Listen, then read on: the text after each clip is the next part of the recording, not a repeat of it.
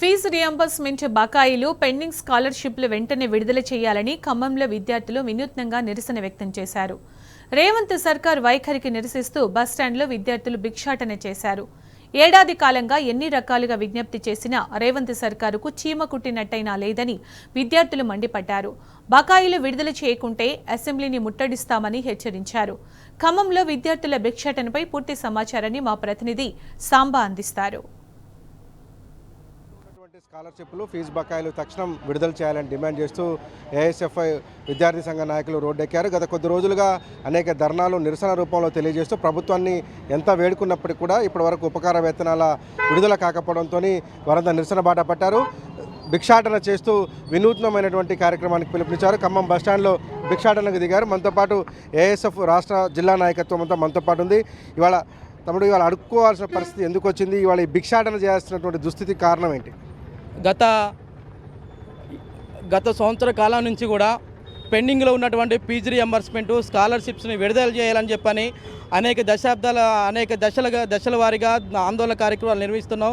మాకు రియంబర్స్మెంట్ ఇవ్వండి, స్కాలర్షిప్స్ ఇవ్వండి, మా చదువులకు భారం అవుతుందని చెప్పేసి అని సంవత్సరం కాలం పూర్తవుతున్నప్పటికీ కూడా రాష్ట్ర ప్రభుత్వానికి విద్యారంగం పట్ల విద్యార్థుల పట్ల కూడా సేమగుట్టినటువంటి పరిస్థితి లేకుండా ఇలా రాష్ట్ర ప్రభుత్వం వ్యవహరిస్తున్నటువంటి పరిస్థితి ఉంది. ఇవాళ మేము రాష్ట్ర ప్రభుత్వం రియంబర్స్మెంట్ స్కాలర్షిప్స్ ఇవ్వడానికి విద్యార్థులకు ఇవ్వడానికి రాష్ట్ర ప్రభుత్వం దగ్గర ఖజానా లేదని చెప్పేసి రాష్ట్ర ప్రభుత్వం చెప్తుంది. ఈ విధంగా మేము భిక్షాటన చేసి అడుక్కొని మా ఫీజులు కట్టుకోవాలని, అదేవిధంగా మేము నోట్బుక్స్ కొనుక్కొని పెన్నులు కొనుక్కొని చదువుకోవాల్సినటువంటి అవసరం కూడా ఉంది. కాబట్టి ఎందుకంటే ఖమ్మం జిల్లా పూర్తిగా ఎస్సీ ఎస్టీ బీసీ మైనార్టీ వర్గాల మీద ఎక్కువ ఆధారపడినటువంటి జిల్లా. ఇవాళ రియంబర్స్మెంట్ స్కాలర్షిప్స్ మీద ఆధారపడి చదువుతున్నటువంటి విద్యార్థులు వేల సంఖ్యలో ఈ జిల్లాలో ఉన్నటువంటి పరిస్థితి ఉంది. ఈ జిల్లాలో ముగ్గురు మంత్రులు ఉన్నారు. ముగ్గురు మంత్రులు ఉన్నా కానీ విద్యారంగం సున్నా. రాష్ట్ర ప్రభుత్వం మేము అధికారంలోకి వస్తే విద్యారంగానికి పెద్దపీట వేస్తాం, విద్యారంగాన్ని అభివృద్ధి చేస్తాం, విద్యారంగాన్ని ముందుండి నడుపుతాం అని చెప్పేసినటువంటి రేవంత్ రెడ్డి ఇవాళ అధికారంలోకి వచ్చి సంవత్సరం కాలం పూర్తి అయినప్పుడు కూడా కనీసం విద్యారంగం పట్ల కానీ అసెంబ్లీలో కానీ లేకపోతే ఇంకేమైనా వేదికల మీద కానీ విద్యారంగం పట్ల ప్రస్తావించినటువంటి పరిస్థితి ఇవాళ రాష్ట్ర ప్రభుత్వానికి లేదు.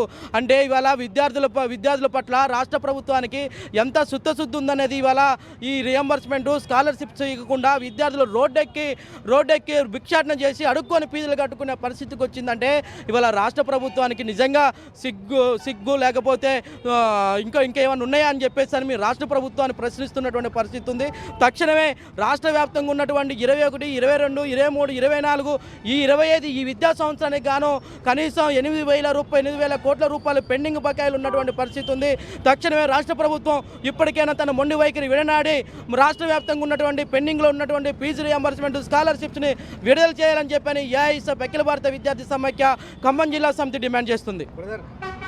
ఇన్ని రకాలుగా ఉద్యమాలు చేస్తున్నప్పుడు కూడా ప్రభుత్వం నిర్లక్ష్యం భాగం అంటారా, లేకపోతే ఏమంటారు? ఎందుకు ఫీజు రియంబర్స్మెంట్ బాకీలు కావచ్చు, ఉపకార వేతనాలు ఎందుకు చెల్లించట్లేదు?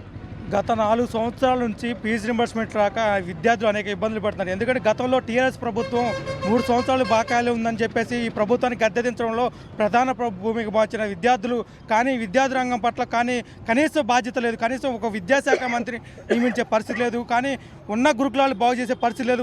గురుకులాలు వదిలేసి ఇంటిగ్రేటెడ్ గురుకులాలని వేలు ఖర్చు చేస్తూ కానీ కనీసం 3 సంవత్సరాల నుంచి 8,000 కోట్ల పైగా బకాయిలు ఉన్న తక్షణమే విడుదల చేయాలని మేము డిమాండ్ చేస్తున్నాం. లేని పక్షంలో ఏఐఎస్ఎఫ్ ఆధ్వర్యంలో అసెంబ్లీ ముట్టడిస్తానికి మేము సిద్ధంగా ఉన్నా తెలియజేస్తున్నాం.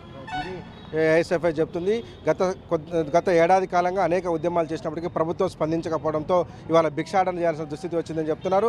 ప్రభుత్వం స్పందించకపోతే అసెంబ్లీ ముట్టడికి కూడా తాము సిద్ధమవుతామని చెప్పి హెచ్చరిస్తున్నారు. విడుదల నాగరాజు, సాంసూర టీ న్యూస్, ఖమ్మం బస్టాండ్ నుంచి.